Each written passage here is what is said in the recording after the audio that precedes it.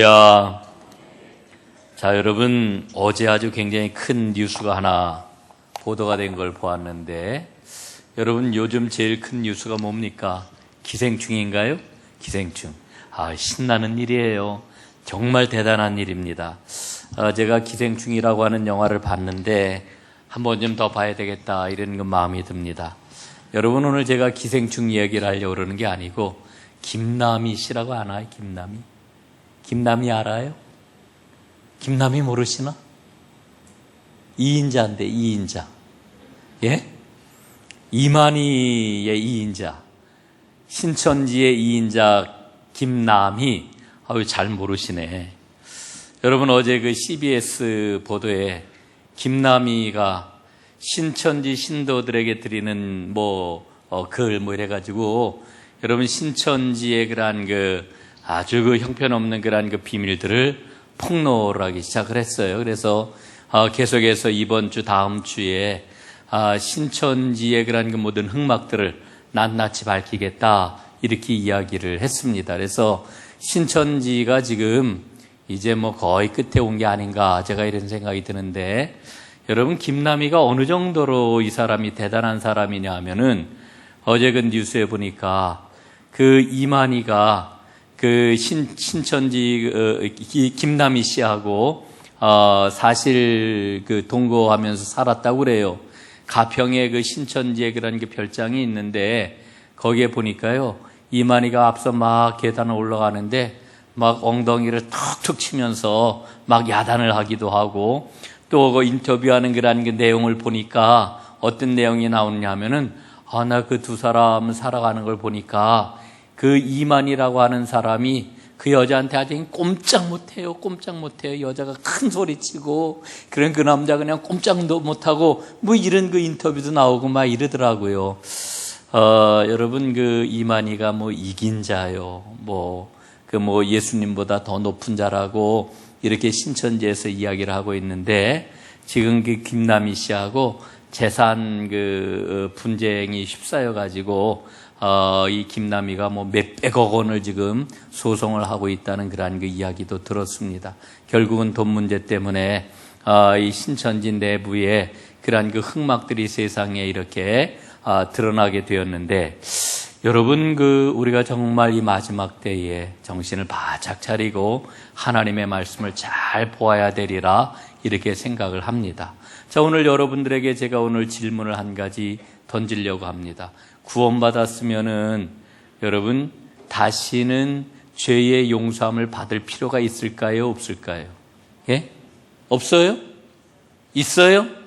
없어요? 왜 없어요? 있어요? 왜 있어요?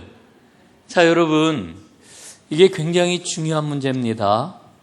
구원받았으면, 예수 그리스도의 피로 구원을 받았으면 더 이상 우리는 죄를 짓지도 않고 죄의 용서를 받을 필요도 없다. 이게 어디에서 얘기하는 겁니까? 구원파에서 얘기하는 거예요. 구원파. 신천지가 아니고 구원파에서 이야기를 해요. 구원파에서 그래서 두 가지를 꼭 묻지요. 당신 구원받았습니까? 언제 구원받았습니까? 당신 어떤 말씀으로 구원받았습니까? 이렇게 이야기를 하고, 그 다음에 당신 죄를 용서받을 필요가 또 있습니까? 없습니까? 이렇게 묻거든요. 예? 자, 여러분, 구원받은 사람이 죄를 짓거나 혹은 죄를 지었으면은 용서받을 필요가 있을까요? 없을까요? 있지요. 예. 이게 성경적인 진리입니다. 이게 진리예요. 여러분, 이 문제 절대 헷갈려 해서는 안 됩니다. 여러분, 왜냐하면은 성경이 우리에게 아주 명백하게 우리에게 일러주고 있습니다. 그렇기 때문에 오늘 여러분들과 함께 공부할 그런 주제는 뭐냐 하면은, 거듭난 신자가 짓는 죄, 그 죄의 문제를 어떻게 우리가 처리해야 되느냐라고 하는데 초점을 맞추고 이제 은혜를 나누려고 합니다. 자, 여러분, 우리가 구원을 받으면은 이제 우리는 새로운 본성을 갖게 되었지요. 우리의 신분이 어떻게 되었습니까? 하나님과 멀리 떨어진 하나님의 원수였다가 이제 하나님의 자녀가 되었어요. 이제 신분이 변화하였습니다. 뿐만 아니라 그리스도와 연합하고 하나님의 가족이 되었습니다. 그러면 죄의 문제는 어떻게 되는 거냐? 여러분, 이 죄의 문제는 어떻게 되는 걸까요? 이 죄의 문제는 없어지지 않습니다. 죄의 문제는 여전히 남아 있습니다. 그래서 오늘 여러분들과 함께 이 죄의 문제를 어떻게 우리가 해결할 것인가라고 하는 것에 대해서 초점을 맞추려고 합니다. 유명한 진젠도르프라고 하는 사람이 있어요. 이분은 세상적으로는 백작이라고 하는 높은 신분을 갖고 있었던 사람인데 독일의 경건주의 운동을 이끌었던 사람입니다. 그리고 실제로 우리 감리교회를 창시한 웨슬리에게 아주 신앙의 영향을 크게 미친 사람이었는데 이 진젠도르프가 뭐라고 이야기를 했느냐 하면은 이런 이야기를 했습니다. 거듭나면은 죄를 지을 수가 없다. 만일 죄를 짓는다라고 하면 어떻게 그를 거듭난 사람이라고 이야기를 할 수가 있겠는가, 이렇게 이야기를 해요. 그래서 처음에 이 웨슬리도 진젠도르프의 그 이야기를 듣고서 아주 굉장히 깊은 고심을 하고 성경을 열심히 찾아보고 기도를 했다라고 하는 그와 같은 기록이 나와요. 그런데 그 웨슬리는 후에 뭐라고 이야기를 하는 거 아니? 성경적인 가르침은 이 예수를 믿고 구원받은 사람이라 할지라도 죄의 문제는 거듭해서 주님께 죄의 고백을 하고 자백을 하고 용서를 받아야 된다라고 이렇게 가르치고 있는 것을 보게 됩니다. 여러분, 이 문제는 아주 쉽게 접근을 해보면 될 것 같아요. 예수 믿고 구원받은 이후에 여러분 죄를 짓습니까? 안 짓습니까? 짓죠. 그냥 다 한결같이 죄를 다 짓는데. 그래도 이 중에서 그래도 한 그 절반쯤은 죄를 안 짓습니다. 이런 그 대답이 나오면 얼마나 좋을까 그랬는데 그냥 이구동성으로 한 목소리로 죄를 짓지요. 이렇게 전부 다 이야기를 해요. 그렇습니다. 우리가 구원을 받았지만 여전히 우리는 죄 가운데서 살아가고 있습니다. 여러분, 오늘 우리는 이 죄책에 대해서 우리가 생각을 해봐야 되고 또한 우리 안에 있는 죄의 세력, 죄의 가능성에 대해서 우리가 생각을 해볼 수가 있어야 됩니다. 여러분, 우리가 거듭났을 때에 우리는 죄에 대한 책임으로부터 자유로워졌습니다. 왜냐하면 우리가 가지고 있는 인간의 본성적인 죄, 우리 안에 있는 하나님과 나 사이를 가로막고 있던 그 죄는 누가 해결해 주셨어요? 예수님께서 십자가 그 보혈의 공로로 우리의 그 죄의 문제를 해결해 주셨습니다. 그러나 우리 안에 있는 죄의 세력, 죄의 가능성은 여전히 남아있는 거예요. 죄의 그 가능성이 없어진 게 아니라 죄의 가능성이 여전히 우리 안에 남아있단 말입니다. 그래서 여러분, 우리 자신을 돌아보게 되면은 여전히 우리가 예수님을 믿고 여전히 우리가 찬송을 하고 여전히 우리가 하나님의 말씀을 읽고 여전히 우리가 기도를 하고 여전히 우리가 설교를 들어도 여전히 우리가 예배를 드려도 어떻습니까? 우리 안에 죄를 지을 그 가능성은 여전히 남아있는 거예요. 여러분, 여전히 우리 마음속에는 교만함이 있잖아요. 여전히 우리 마음속에는 시기가 있잖아요. 여전히 우리 마음속에는 어떻습니까? 미움이 있잖아요. 고집이 있잖아요. 분노가 있잖아요. 정욕이 있잖아요. 여러분, 이런 모든 그 죄의 뿌리들을 하나하나 우리가 살펴보게 되면은 거듭난 사람이라 할지라도 이 죄로부터 자유로울 수가 없구나 하는 것을 우리가 깨닫습니다. 죄를 향하여 우리의 그 삶이 이끌려가는 죄의 경향성으로부터 어느 누구도 자유로울 수가 없다라고 하는 것을 우리가 순간순간 느끼지 않습니까? 여러분, 그렇기 때문에 거듭난 자도 죄를 지을 수가 있는 거예요. 어떤 분은 이렇게 비유로 다 설명을 해요.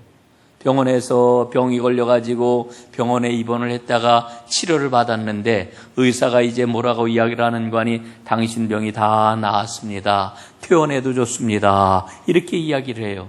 얼마나 기분 좋게 퇴원을 하겠어요? 그러나 여러분, 그 말은 그의 몸속에 완전 무결한 건강함이 있다라고 하는 그 이야기가 아니라 그의 몸에 병균도 있고 그의 몸에 아직 병의 기운이 남아있을지라도 이제는 나가서 일상생활을 해도 그 병균과 병의 그 근원을 이겨낼 수 있는 힘이 있기 때문에 퇴원하라고 이야기를 하는 거예요. 여러분, 우리가 까딱 잘못하면은 여러분, 우리 안에 있는 그 죄의 근원들이 그 병의 근원이 자라나면은 결국은 병에게 져가지고 다시 병원에 입원할 수 있는 거예요. 예? 그거와 똑같습니다. 여러분, 우리가 주 예수 그리스도를 믿음으로 하나님 앞에 의로운 자라 칭함을 얻고 하나님의 자녀가 되고 하나님의 백성이 되었지만은 그러나 여전히 우리 안에는 죄의 그 근원적인 문제가 남아 있어가지고 죄의 경향성으로 따라갈 수가 있고, 그리고 죄를 지을 그 가능성이 여전히 우리 안에 도사리고 있다라고 하는 것을 우리가 꼭 기억해야 합니다. 죄의 세력이 남아 있다, 이렇게 이야기를 할 수가 있는 거죠. 여러분, 전통적인 기독교 신앙에서 가르쳐주고 있는 그 신조가 있기에 여러분들에게 좀 소개를 합니다. 영국 성공의 신조 구조는 이렇게 이야기를 해요. 원죄는 모든 사람의 본성의 부패를 말하는 것이다. 예? 전적인 타락, 본성의 부패, 이걸 말하는 게 원죄라고 하는 거예요. 이에 의하여 사람은 그 본성에 있어 악으로 향하는 경향이 있으므로 육이 영과 반대되는 것을 욕망하고 있다. 그리고 이 본성의 부패성은 거듭난 사람에게도 여전히 남아있다. 그러므로 이 육의 정욕은 하나님의 율법에 복종하지 아니한다. 그래서 믿는 자들에게는 정죄함이 없지만 이 정욕은 그 자체가 죄의 성질을 가지고 있는 것이다, 이렇게 설명을 해주고 있어요. 여러분, 한번 말씀을 좀 찾아보십시다. 로마서 8장 6절 7절 말씀입니다. 로마서 8장 6절 7절 말씀.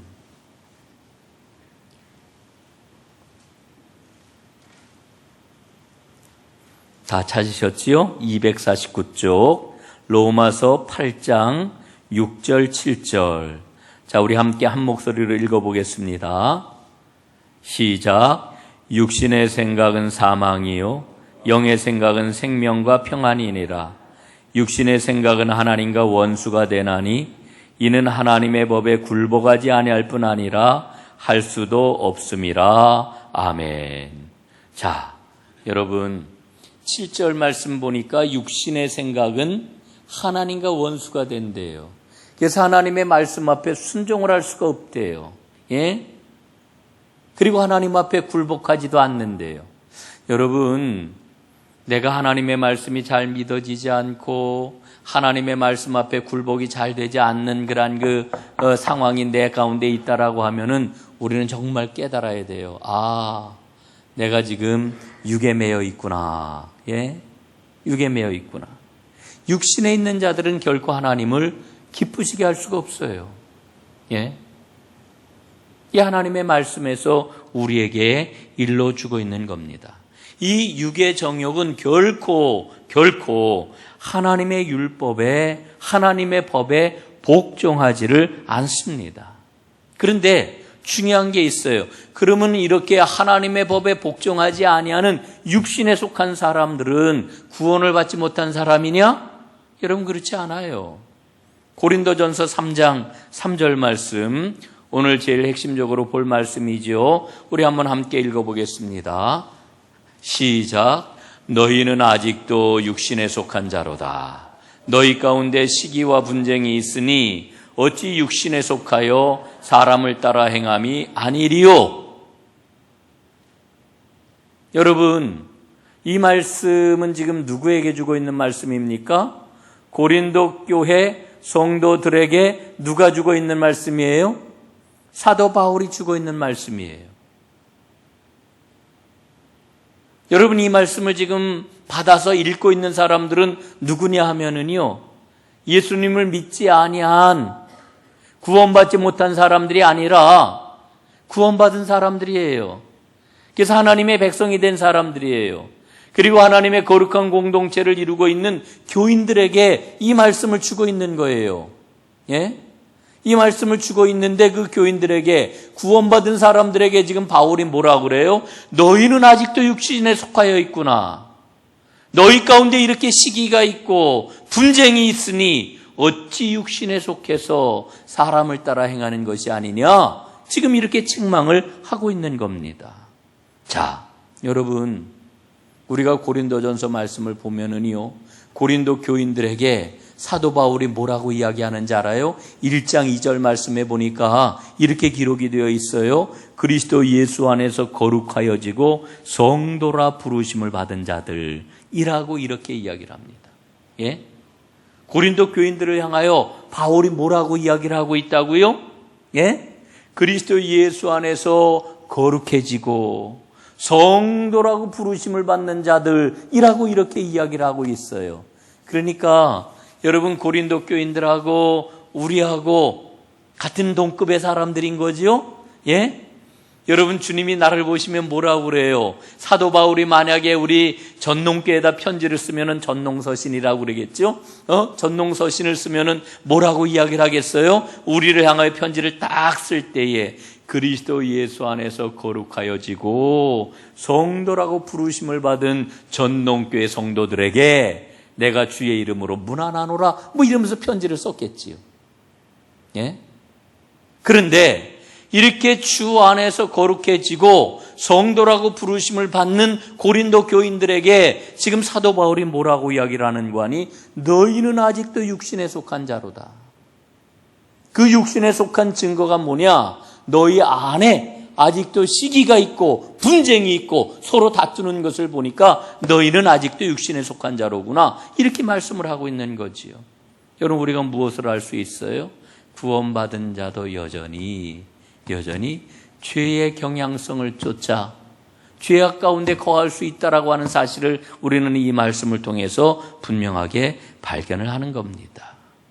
여러분, 그런데 중요한 게 뭐냐면은 바울이 이런 고린도 교인들을 향하여 가지고 너희는 거듭나지 못했다, 이렇게 이야기하는 게 아니에요. 예? 구원받았고 거듭난 자라고 이야기를 하고 있는 거예요. 그런데 여전히 육신 가운데 행하며 육신 가운데 거하고 있다, 이렇게 이야기를 하고 있는 거예요. 자, 여러분, 갈라디아서 5장 17절 말씀에 보면은 육체의 소욕은 성령을 거스리고 성령의 소욕은 육체를 거스리나니 이 둘이 서로 대적을 한다, 이렇게 말씀을 해주고 있거든요. 여러분, 오늘 우리의 그러한 그 믿음의 삶을 우리는 좀 잘 보아야 돼요. 예? 여러분, 우리가 영성 그러잖아요. 아유, 아무개 권사님은 얼마나 영적으로 깊은지 몰라. 그분은 얼마나 기도를 많이 하고, 아유, 그분이 늘 이야기하는 것을 보고 사람을 대하는 걸 보면은, 그 사람은 틀림없이 영적으로 깊은 사람이야. 우리가 이렇게 느끼는 사람이 있잖아요. 예? 여러분, 한번 그런 분들하고 얘기를 나눠보세요. 관심이 뭔지, 주요한 관심이 뭔지, 어디에다가 그 마음의 중심을 쏟으며 살아가고 있는지. 여러분, 우리가 믿음 생활을 하면서도 우리는 이 육체의 소욕과 성령의 소욕이 내 안에서 싸우고 있는 이 문제를 어떻게 잘 해결해야 되는지 이런 데는 별로 관심이 없는 것 같아요. 예? 그저 매일 세상 사람들이 관심 갖고 있는 그 관심사항들, 그런 것들을 어떻게 해서든지 더 많이 성취하고 이러는 것이 마치 믿음 생활의 큰 그런 그 어떤 그런 그 성취인 것 마냥 이렇게 생각을 하는데, 여러분, 그렇지 않아요. 여러분, 우리 안에서 육체의 소욕과 성령의 소욕이 서로 대적하며 싸우고 있어요. 이 싸움에서 우리가 승리를 해야지요. 이 싸움에서 우리가 이겨야지요. 그래야 우리가 그리스도의 사람으로 오늘도 한 뼘, 또 내일도 한 뼘 더 자라나는 거지요. 여러분, 우리가 매일매일 믿음 생활을 한다고 하면서도 어제가 오늘 같고 오늘이 내일 같고 작년이 올해 같고 올해가 또 내년 같고 전혀 변함이 없는 이와 같은 신앙의 길을 걸어간다라고 하면은 여러분, 주님의 마음이 얼마나 아프실까? 바울이 얘기하는 바를 한번 보세요. 아직도 어린아이의 일을 버리지 못하였노라. 여러분 왜 어린아이의 일을 버리지 못할까요? 내 안에서 일어나고 있는 이 육체의 소욕과 성령의 소욕에 대해서 우리가 관심을 기울이지 아니하고 거기에 우리가 관심을 집중하지 않고 믿음 생활을 하기 때문에 그래요. 여러분, 지난주에도 말씀을 드렸잖아요. 예? 예수를 믿는다고 하는 사람들을 보면은 두 종류가 있어요. 어떤 두 종류입니까? 하나는 종교인이 있고 하나는 진짜 복음의 사람이 있다니까요. 종교인이 뭡니까? 예? 그냥 주일 예배 드리고 남들이 그냥 보니까 성경도 보고 또 찬양을 할 때 어떤 때는 이 찬양 너무 은혜로워 너무 좋아. 그래서 그때 은혜도 받고 이러는데 돌아서면은 언제 그런 일이 있었는지 다 까마득하게 잊어버리고 예? 여전히 하나님이 내 삶의 주인이 아니시고 내가 내 삶의 주인이 되어가지고 그저 하나님은 나를 도와주시기만 하면은 만족합니다. 여기에 머물러 있는 사람이 여러분 종교인 아니에요. 내 삶의 주인이 완전히 하나님으로 바뀌어진 사람, 이게 바로 우리 주님이 찾으시는 복음의 사람 아니겠어요? 여러분, 주인이 바뀌기 위해서는 반드시 거쳐야 하는 그러한 그 매일매일의 쟁투가 있는데 그게 바로 뭐냐면은 육체의 소욕인 내 안에 작동을 하고 있고 성령의 소욕인 내 안에 작동을 하고 있을 때에 이 둘 사이에서 어느 길을 택할 것인지 늘 성령의 도우심을 구하면서 주의 길을 걸어가는 사람이 진정으로 복음의 사람이라고 하는 거지요. 여러분, 모두 다 복음의 사람들이 되시기를 주님의 이름으로 축복합니다. 오늘 이 거듭난 사람이 짓는 죄에 대해서 우리가 살펴보는 그런 그 이유는 내 안에, 우리 안에 이와 같은 죄의 경향성이 있다라고 하는 것을 우리가 분명히 보기 위해서입니다. 여러분, 마귀는 우리에게 다가와가지고 뭐라고 이야기를 합니까? 구원을 의심하게 만들어요. 구원을 의심하게. 뭐라고 의심하게 만듭니까? 야, 네가 구원을 받았어? 네가 권사야? 네가 장로야? 네가 목사야? 여러분, 이러면서 우리에게 와가지고 우리를 넘어뜨리려고 그래요. 너가 구원받은 사람이야? 예수 안 믿는 사람하고 다를 게 뭐가 있어? 여러분, 우리가 꼭 기억해야 될 것은 여러분, 하나님께서 우리에게 구원의 은총을 허락해 주신 것은 우리에게 구원을 베푸신 것은 기분이 좋아가지고 우리 주님께서 애따 오늘 기분 좋으니까 너 구원받아라 이러신 거 아니에요. 예? 우리는 예수님을 우리가 신앙생활을 얼마나 감정적으로 하는지 몰라요. 그래서 우리가 막 감정이 업되고 기분이 좋고 막 이러면은 뭐든지 다 할 것 같고 기분이 좀 나쁘고 내 마음이 상하고 이러면은 하나님이고 신앙생활이고 이런 거 잘 안 보일 때가 있잖아요. 여러분, 그때 마귀가 와가지고 뭐라는지 알아요? 우리의 그 감정을 막 갖고 흔드는 거예요. 봐, 너 봤지? 너 그래가지고 네가 무슨 구원받은 사람이야? 어림도 없지. 네 구원은 다 헛것이야. 이러면서 우리를 넘어뜨리려고 그래요. 이걸 가리켜 우리는 마귀가 우리에게 벌이는 참소라고 이렇게 이야기를 하지요. 여러분, 우리의 구원은 절대로 무효화되지 않습니다. 우리가 받은 구원은 절대로 물릴 수가 없습니다. 여러분, 하나님께서 우리에게 베푸신 그 은혜는 사람이 마음대로 이렇게 저렇게 움직일 수 있거나 취소할 수 있거나 이런 게 아닌 것입니다.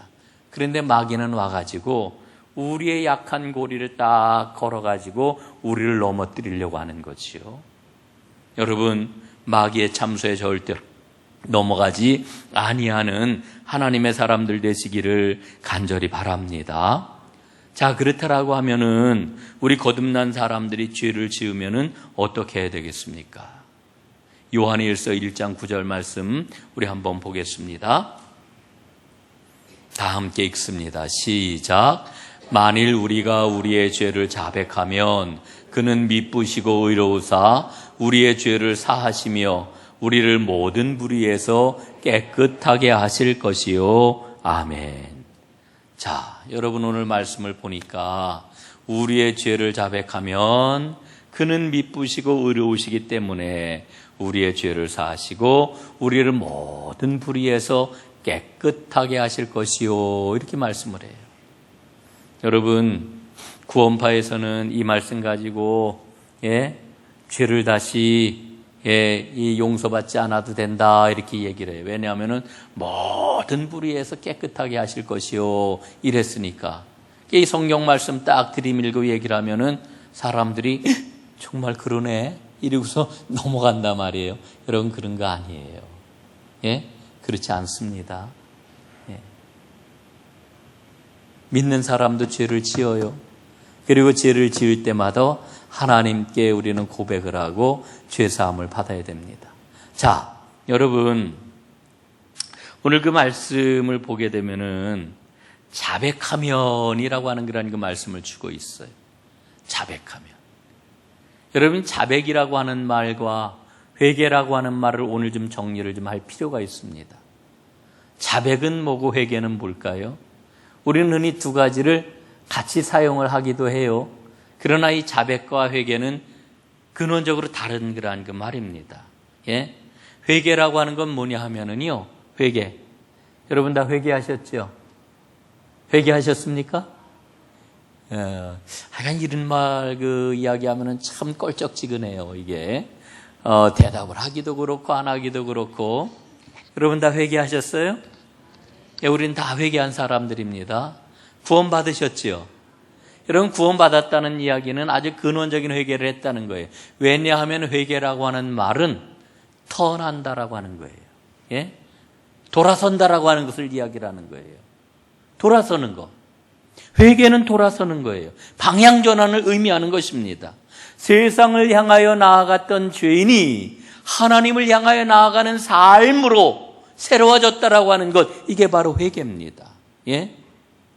이제까지는 육체의 욕심을 따라 사는 게 이게 최고인 줄 알았는데 예수님을 만나 새로운 삶을 살게 되니까 방향이 어떻게 바뀌어요?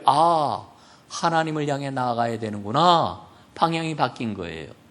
이 방향 전환, 이게 바로 회개입니다. 그렇기 때문에 회개를 해야 신앙생활의 새로운 출발을 할 수가 있어요. 그래서 회개는 출발이라고도 이렇게 이야기를 할 수가 있습니다. 그럼 자백이란 뭐냐? 자백이란 하나님 앞에 돌아온 하나님의 사람이 잘못을 저질렀을 때에 그 죄를 인정하고 고백하는 것, 이게 바로 자백입니다. 자백. 근데 오늘 요한일서 1장 9절 말씀을 보니까 뭐라고 일러주고 있어요? 만일 우리가 우리의 죄를 자백하면, 이렇게 말씀을 해주고 있어요. 자백하면. 여러분 그러니까 굳이 나누어서 이야기를 한다라고 하면은 회개하라. 이거는 누구에게 선포하는 그런 그 말씀일까요? 믿지 않는 사람에게. 아직 예수님을 만나지 못한 사람에게 회개하라. 이렇게 선포가 되어야 되고요. 구원받은 사람에게는 뭐라고 선포가 되어야 돼요? 자백해라. 자백해라. 근데 자백하라 하는 이야기를 대놓고 들으면 여러분 기분이 어때요? 기분이 조금 좀 거시기 하죠. 자백해라. 누군가 내 앞에 딱 서가지고 딱 눈을 들여다보면서 자백하시오! 이러면은 여러분 기분이 얼마나 그렇겠어요?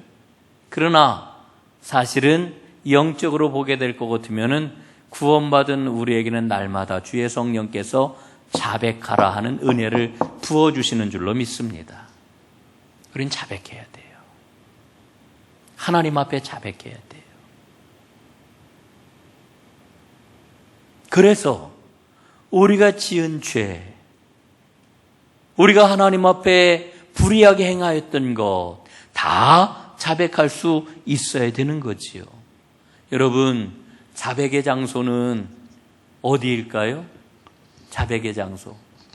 저는 천주교에 이렇게 고해성사를 볼 때마다 천주교의 사람들은 늘 신부님 앞에서 그 고해성사 그 앞에 그 소에서만 이렇게 그 자백을 하는 그런 그 모습을 보는데, 영화에서 보니까 어느 신부님이 그 고해소죠, 고해서라고 그러나요?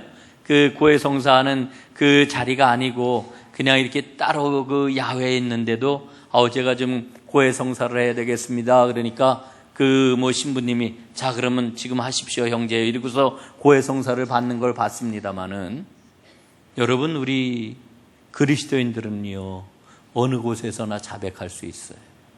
예? 여러분 침대에서도 자백할 수 있고요. 여러분 아침밥을 짓다가도 자백할 수 있고요. 일터에서 일을 하다가도 자백할 수 있고요. 운전을 하다가도 자백할 수 있고요. 걸어가다가도 자백할 수 있고요. 어느 곳에서든지 자백할 수 있어요. 예? 여러분 늘 성령님과 함께 동행하면서 어느 곳에서든지 어느 때에든지 주님의 은혜가 여러분에게 임함으로 자백하는, 그리고 사함받는 이와 같은 은혜가 꼭 임할 수 있기를 주님의 이름으로 축복합니다. 하나님, 제가 이렇게 잘못했습니다. 제가 이렇게 하나님의 마음을 아프게 해드렸습니다. 여러분 자백하시면 좋으신 하나님께서는 틀림없이 우리의 모든 죄를 사하여 주실 줄로 믿습니다. 여러분 우리는 순간순간 주님의 그 공로가 필요하잖아요. 예? 여러분 우리가 얼마나 연약한 그런 그 존재입니까? 여러분 그래서 오늘 이제 마지막 세 번째로 살펴보려고 하는 것은 이 거듭난 자가 죄를 지을 수 있다라고 하는 것을 알게 됨으로 말미암아 우리에게 오는 유익이 있어요. 그 유익이 뭐냐? 첫 번째로 내 안에 죄의 세력이 있다라고 하는 것을 이제 깨닫게 되므로 늘 깨어있는 은혜가 있게 되는 거죠. 여러분 우리 안에 죄가 있기 때문에 우리는 늘 깨어있어야 합니다. 예?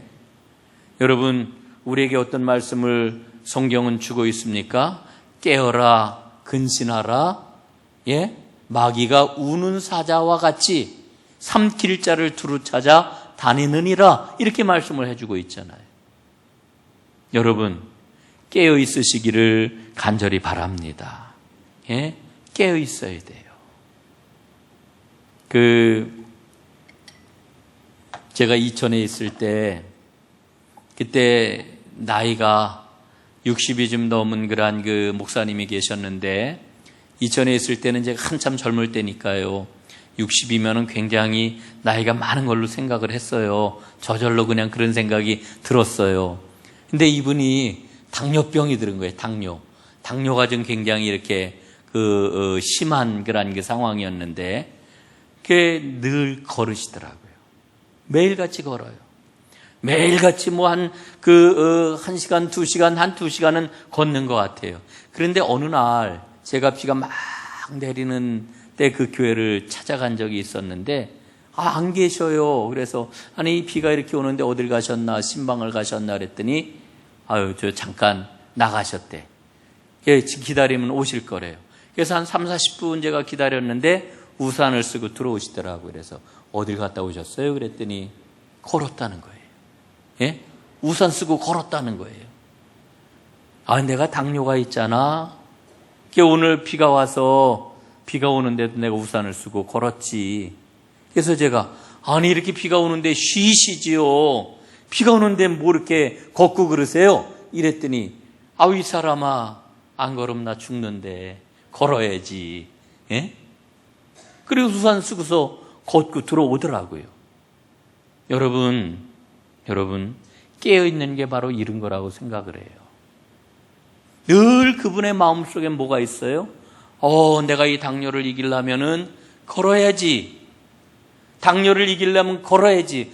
이제 먹는 것도 그 다음에 약도 다 쓰고 있겠지만은 그 운동하는 거를 반드시 해야 된다라고 하는 그 마음속이 가득했던 거 아닙니까?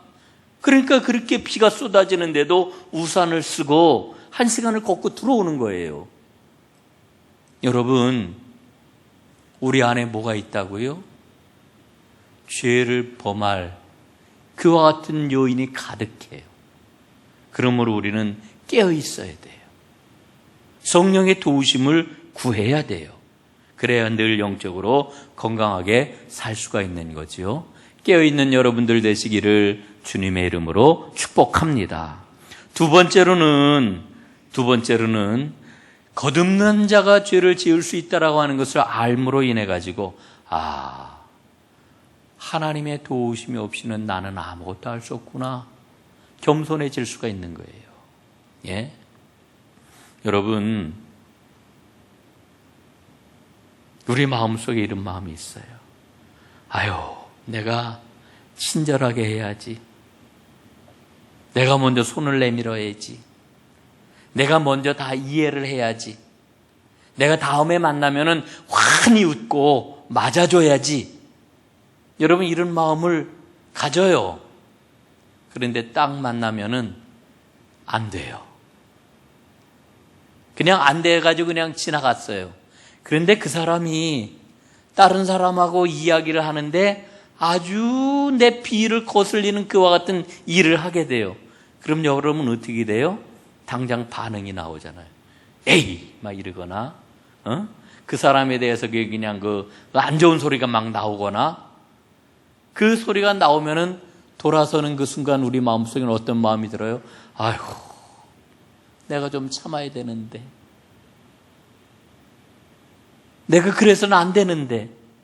여러분, 이런 일들이 우리 살아가는데 얼마나 비일비재하게 많습니까? 예?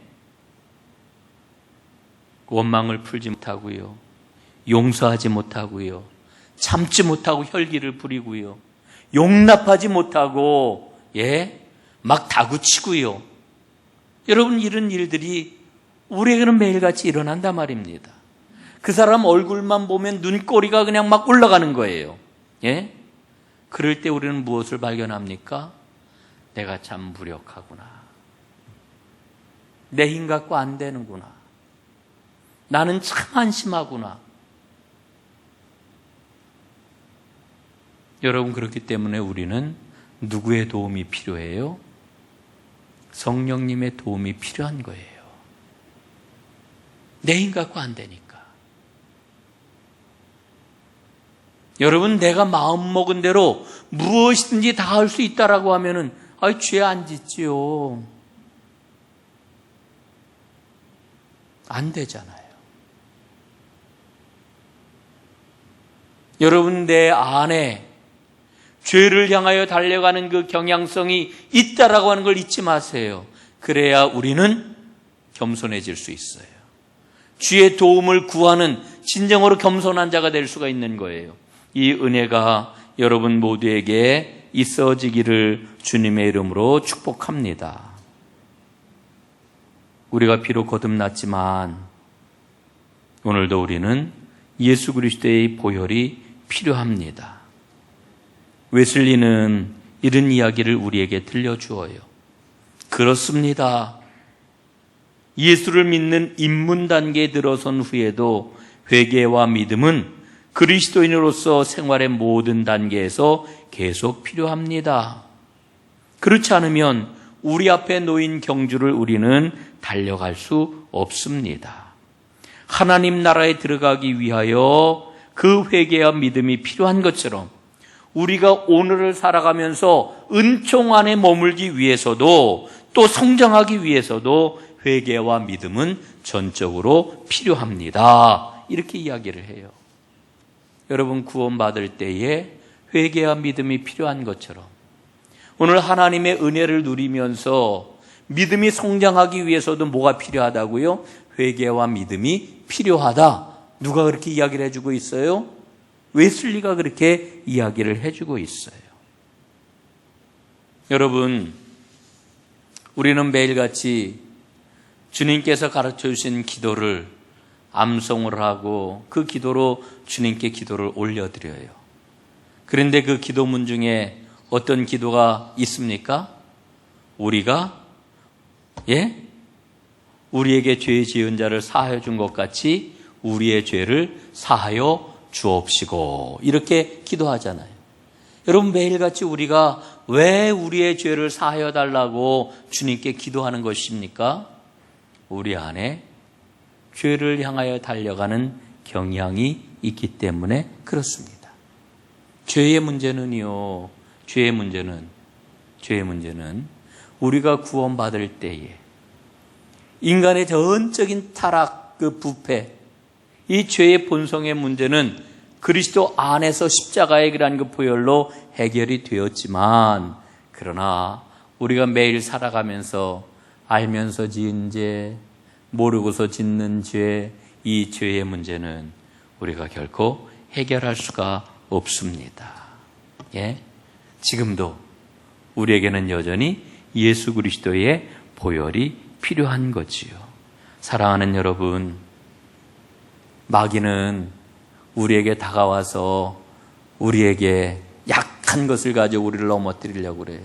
그래서 이제 우리가 죄를 깨달을 때마다 그 죄의식 속에 깊이 빠져들게 해가지고 너는 어쩔 수 없어, 너는 그러니까 안 돼, 이렇게 참소함으로 정죄의식에 빠져서도 안 되지만은 또 한편으로는 죄에 대해서 가볍게 생각을 하고 죄는 아무것도 아니라고 생각을 하고 이 죄의 문제를 전혀 관심 갖지 않고 지내는 것도 심각한 문제를 가져온다라고 하는 거 꼭 기억하고, 날마다 주의 성령님께서 주시는 은혜 가운데 죄와 싸워 승리하고 하나님께서 맑게 씻어주시는 속죄함의 은혜를 날마다 누리는 하나님의 사람들 다 되시기를 주님의 이름으로 축복합니다. 기도하겠습니다. 아버지 하나님, 고맙습니다. 우리 거듭난 하나님의 사람들에게도 날마다 짓는 죄의 문제가 있는 것을 저희가 분명히 깨달았습니다.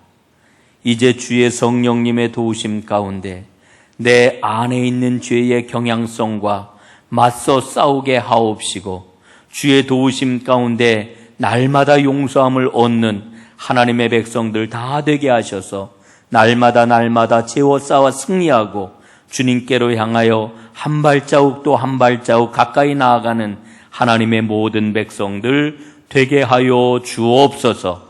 주 예수 그리스도의 이름으로 간절히 기도드리옵나이다. 아멘.